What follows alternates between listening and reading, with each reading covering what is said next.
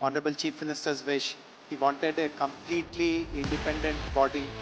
ముఖ్యమంత్రి రేవంత్ రెడ్డి గారు ముఖ్యమంత్రిగా అయిన తర్వాత దాదాపు 850 కోట్లు స్పోర్ట్స్ కు కేటాయించి Our Chief Minister, he himself is a sports lover, he is a football player. Telangana ఒక మోడల్ గా బయటకు వచ్చి